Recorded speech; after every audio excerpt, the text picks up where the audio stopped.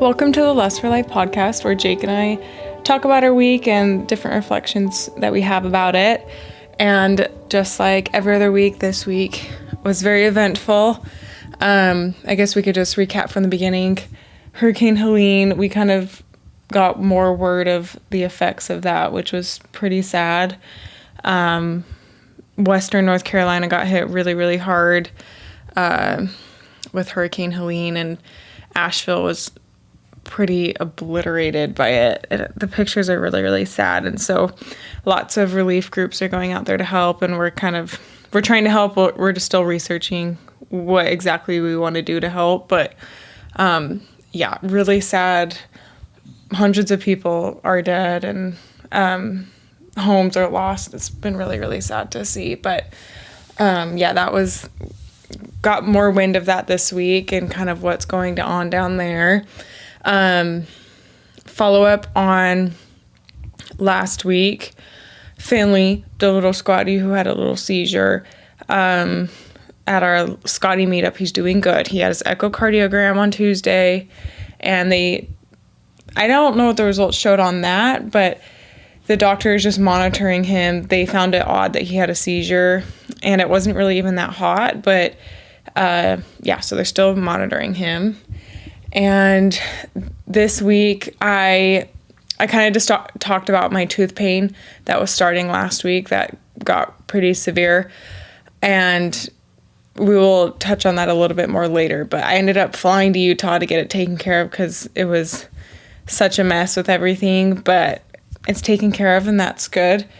But yeah, this week was kind of crazy. What about you, Jake? Yeah, this week we just started a new block, like our psychology block.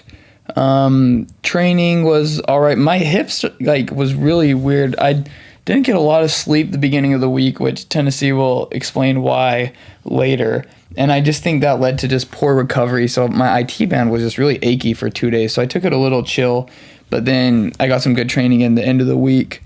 Probably the highlight was... Well, it was just a lot of fun training. We had some good training. A good day was on yesterday, I was just on the trainer inside just because the drivers out here are just crazy. So unless it's like a super long ride now, I just stay on the trainer. And plus, our race in Florida is going to be flat, and Chapel Hill is called Chapel Hill for a reason. It's just up, down, up, down. You have no flat parts to practice, and it uses different muscles. So I just was on the trainer. And for the last 6 minutes, I did a good ride and kept my power up high. And so for my last 5 minutes, I said, okay, I want to keep it above 300 watts, which is a decent amount for me. And so after 90 seconds of keeping it above 300 watts, I'm like, man, I am dying right now. But I'm like, no, I can do this. I wanted to stop. I'm like, I can do it. I can go the 5 minutes. I really didn't think I could, but I'm going to give it everything I got. Made it to 5 minutes. I'm like, I can do one more just to do it. And so I did 6 minutes over 300 watts, which I didn't think I would be able to do it after I started. But this has happened so many times in my training where I don't think I'm capable of doing it. But just by not giving up, it's crazy to see what you can accomplish. And it just sounds like a little thing too, okay, over 300 watts for 6 minutes. It sounds so little, but all those little victories stack up. And really just not giving up and just going and seeing what you're capable of, that was one of my highlights of the week. I love it when workouts end that way, when you feel like you gave it everything you got. You feel so good after. On top of that, I saw a video this week. I don't even know who it was, but it was a professional biker. And he was talking about his zone 2, and that's what would you describe zone 2? Maintenance. You can hold that pace for hours, right? That's what zone 2 is. And he was like, yeah, my zone 2 is 350 watts. I'm like, what? That's wild to me. Anyway. Yeah, it was nuts. My heart rate was in zone 5 after 6 minutes of holding 300 watts. Yeah, that's so wild to me that the professional riders are holding 350 watts at zone 2. In such good shape. But yeah, this week was eventful. There was definitely a silver lining to it for sure. But with my tooth pain, I saw dentists before, I think I talked about in the last episode, I saw a couple dentists and they were like, you need a root canal redone on that tooth and all this stuff. And like my pain like was getting very bad, like to the point where we like went to the emergency room one of the nights, but the wait was so long in the emergency room. We're like, this literally like, it's not even worth it to stay. Like, because if you go to the emergency room with tooth pain, you're like triaged very last. Like you can guarantee that you will be pulled last out of that entire room waiting, which is fair. Like it's not really an emergency, it's just pain, but there was no other place open at that time. And so I got into an endodontist who said they could do that treatment today, or the day that my consult was, which was Wednesday. And I was like, I barely made it to that appointment. Like I was in so much pain, like it hurt so bad. And like, so I got to the appointment and they were having trouble with my insurance. And I'm like, I called my insurance before and make sure that they were approved and everything. Like I did my homework, and then they were still having trouble with it. And they're like, we'll just pull you back to the appointment to do the consult. We'll work on the insurance while you're in there. I'm like, okay, like I really need this. And so we go back to the consult and we're like talking and everything. And then the provider just kind of left, and like the doctor just kind of talked to me about what needs to be done. I'm like, okay, like, yeah, we need to get that done and everything. And he just kind of like got up and left, and I didn't really realize like our visit was all the way done. And I asked the hygienist, I was like, were you guys able to do like my insurance and stuff? Like, and she was like, no, we can't do the treatment today because we can't like get a hold of your insurance and stuff. Like we can't file a claim right now. And I was like, oh my gosh, like, no, like I need the treatment now. And so I told the hygienist, I'm like, what would it be like to be out of pocket? And so they like got me the quote and everything. And it was like, I think it was like $2,300. I actually think it was like $2,500 because the consult was $300. So it ended up being like $2,500. And I was like, I will pay that right now. Like if you just do the treatment, I will do it. Like I will pay out of pocket today. And she was like, oh, dang it. Like he just jumped in and decided to do another procedure instead. So we can't do your treatment today. And I was like, I literally was like, I was bawling at this point. Like I was so like broken down. It's so crazy how one little tooth can do that. I was like so just tired because Jake and I hadn't been sleeping because I was in so much pain, like could not sleep at night. And then I got to like the car and like called Jake. Like I couldn't even get my words out. Like I was sobbing so hard. And then like I called my parents and was like, I don't know what to do. And then we came up with this plan. Like I told my parents, I'm like, I'm ready just to fly home and get it done somewhere there because I feel like somebody could get me in there. And then they made some phone calls and somebody could get me in the next day for treatment because they had an opening. And I was like, oh my gosh. And there was a flight leaving from Raleigh, and like it was like 2 hours from the time I called my parents, which I still had to drive home, pack whatever I could, pick Jake up from med school, and then go to the airport. And so I said, okay, we're going to do it. So we reserved the appointment for Utah. I did the whole thing, and I got to the airport, booked my ticket while I was at the airport because I didn't know if there was going to be traffic. And then I walked right onto the plane, like they were boarding. Like I literally walked straight onto the plane, and I was like, oh my gosh, like what a miracle. And then they did my treatment the next day, and I stayed in Utah for a couple more days after that. And then I came home yesterday, so Saturday night. But I was just so grateful that it happened, like that I was able to get it done. Unfortunately, like I had to pay more than I wanted to, but still less than out of pocket. Still less. I was still, I think, a little bit ahead than I would have been if I paid the $2,500, but a little bit more of a hassle to fly all the way across the country. But like none of these dentists, which is so interesting. I was not aware of this, but like I am in like, I wouldn't say 10 out of 10 pain, but like I would say at some points I was hitting 8. Like I was like 8 out of 10 pain. Like it was pretty bad to the point like where I couldn't focus on anything. Like the pain was distracting me, and none of the dentists would give me pain meds. Like besides, they kept telling me ibuprofen and Tylenol, ibuprofen and Tylenol. I'm like, okay, well, I've been doing that for the last how long? Like, and it's not working. Like, it still hurts really bad. And like, none of them would give me pain meds. So like, I guess that's good in the sense that less people are getting pain meds because they are a narcotic and they're a controlled substance and they're addictive. But like, it's sad that the people like who really need it can't get it when they need it. And I was like severely suffering. Anyway, back to the story. I didn't really finish the whole thing. The endodontist that gave my position away, my treatment spot, couldn't get me in for over a month. And I was like, I'm sitting here bawling. And they're like, yeah, we can't see you for a month. And I was like, no. Like, this is not happening. And the other place I also saw at the dentist's office couldn't get me in for over a month as well. And I was like, what is happening? So, and then all these dentists had different opinions about what I should do with my tooth. They prescribed me different medications. Some of them told me to take them. Some of them didn't. It was a mess. We'll just say that. I know the story is way too long. But I'm just so grateful. Like, it's crazy to me that, like, I was able to catch a flight, fly across the country, get a procedure on my tooth, spend time with my family, and fly back. Like, imagine, like, telling the pioneers that. Like, like, isn't that, like, such like a weird thought? Like, you can literally catch an Airbus, fly across the country, someone's gonna drill into your bone, clean out an infection, and then you're gonna have a vacation for the next 2 days, and then you're gonna go on an Airbus and fly back home. Like, and you get pain meds. And you get pain meds. Oh, and the dentist did give me a couple pain meds, which you can numb your mouth. I mean, like, I didn't need them as much after the procedure, but it was nice of them to give them to me. The endodontist in Utah did. But I was like, that is such a wild thought that, like, and how blessed am I that we financially were in the position to be able to do that as well. Like, because it definitely wasn't cheap. And I was just like so grateful that we were able to do that. Like, because there's so many people that would not have been able to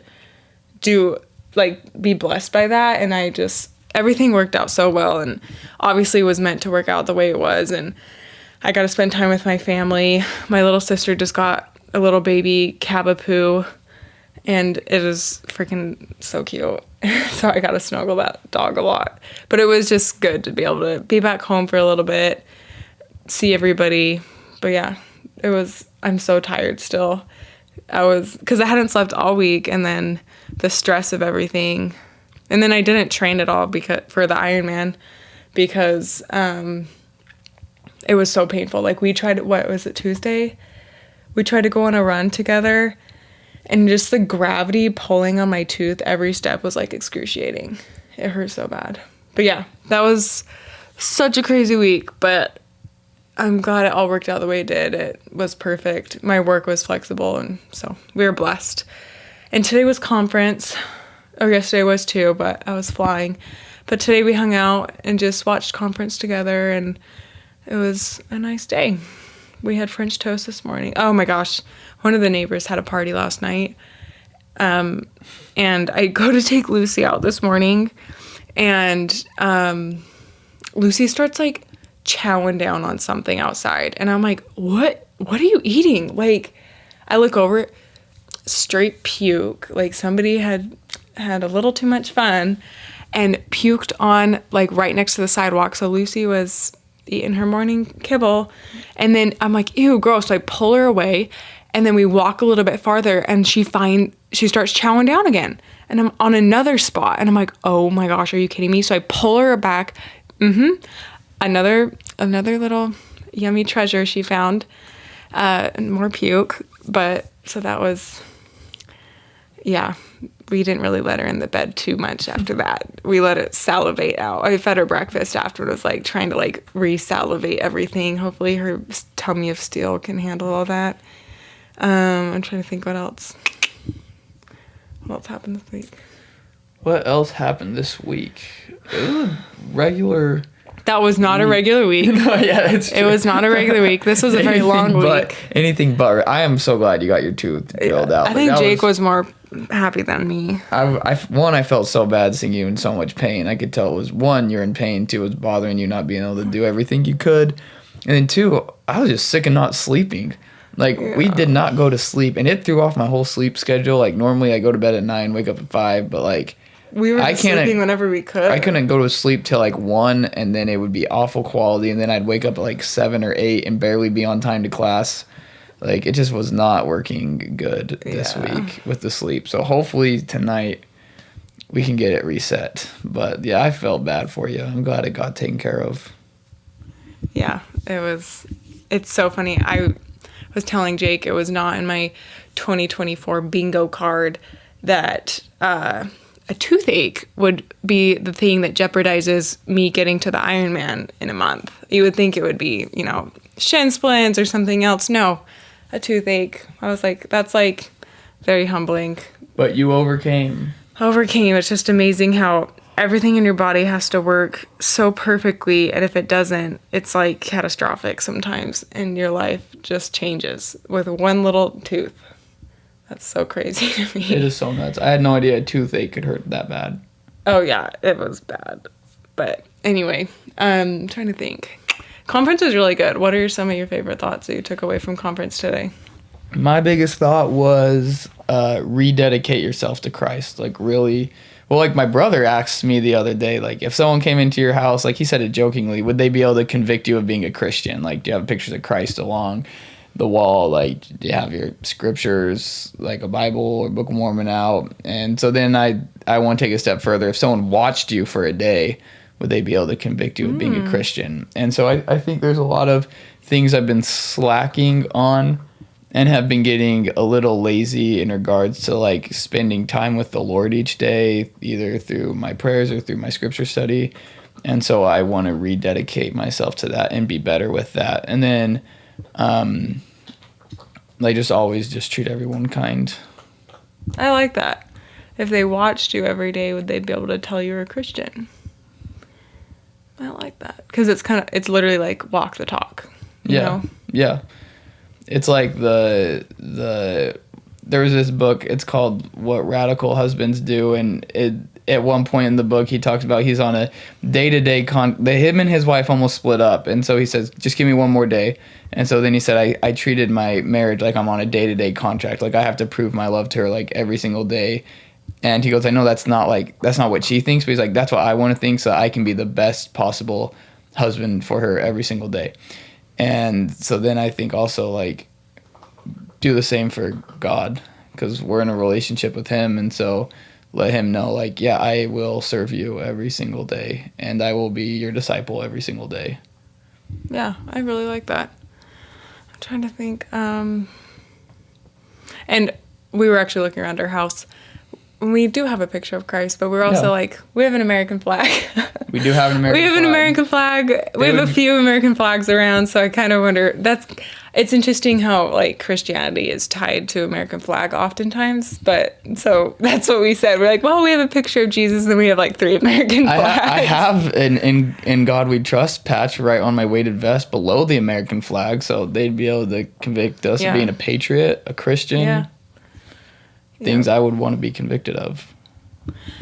Something that I took away from conference today is Jake and I need to attend the temple a little bit more, and any more would be more than we currently do. Any more. I don't know. We just need to do better. We just need to do better. And the temple, for some reason, that's so hard for me. Like, the temple, like... For those who aren't familiar, the temple's like I don't want to say a super church. It's like you can go, so we have our regular church on Sundays, and then the temple we can go, and it's just another place where we can worship. It's a holier place than our regular church building. And so it's something we can do during the week to be more in the presence of God. And there's a lot more you can do there, but ask us if you have questions. Yeah. Yeah, it's that this is what they said. It was something, I don't even remember who it was, but it was something along the lines of like, I think it's President Nelson possibly. If you need help with it, do it more. Which we've talked about this before, like your pull-ups. If you need help doing pull-ups, just do more pull-ups. If you want to get better at this, do more, And they're like, if you want to understand the scriptures more, read the scriptures more with the focus of Jesus Christ. And like for me, I feel like the temple has always been kind of a place where maybe I could build my testimony a little bit more there. And so the only way to build your testimony of the temple is to go more, you know? Yeah, I agree. The other takeaway, or the other thing I really liked was they talked about, like, in our, like, one of our early prophets said, or church leaders said, that, like, the main thing of the gospel is, like, Jesus Christ and his atonement, that he died for our sins and rose again the third day, and everything else is just kind of like an appendage to that. And so he compared it to, like, a tree. Like, the trunk and the roots, or, like, the roots should just be Jesus Christ and faith in Jesus Christ. And all these little branches are all these other parts of the gospel of Christ or of church or whatever. But if you have a problem with one of the branches, it's from the same tree, so focus on the roots. And if you focus on Christ, the branches take care of itself. Like, if a tree's dying, you don't water the branches. Like, don't put your energy towards all these random, like, branches. When you're, like, studying the gospel or whatever, put your energy towards your faith in Jesus Christ. And that's like what you were saying with the temple. Go to build your testimony of Christ. Who said that today? Can't remember. Oh, I was like, that's pretty good. I must have not heard or, like, digested that. But that's like with anything in the church too, is like, you look how much, this is how I interpret it.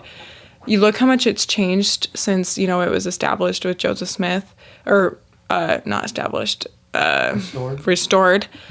And you look about how much it's changed from then to now. Like, the church is constantly evolving, but the principles don't. Yeah, those are the branches. Right. But it's the same trunk, same roots. And so I feel like not part of the problem, but a lot of stumbling blocks for people right now is the branches. Like, they get so caught up on these branches and they get so caught up on little details, when also God is only working with imperfect humans. Like, you know what I mean? Like, the core is still there. And, like, if people get caught up with a bishop doing things a certain way, or they see certain members acting a certain way, saying certain things, it destroys their testimony. And that, to me, I feel like that's part of, like, the twigs of the branches. That's how I view it. You don't view it that way? No, I was saying, okay. yeah, because the guy even said that. He, like, if you don't have a strong, like, roots, what happens when one of those branches gets a little weird, or someone says something that offends you, or you don't like one of these people, or just listed 1,000 things? He's like, it doesn't matter if you have strong roots. That shouldn't impact you at all. So I agree. Yeah. But, yeah, that was something that I found interesting in conference, too. And we've talked about this, like, pillars. Just make sure all your pillars are there.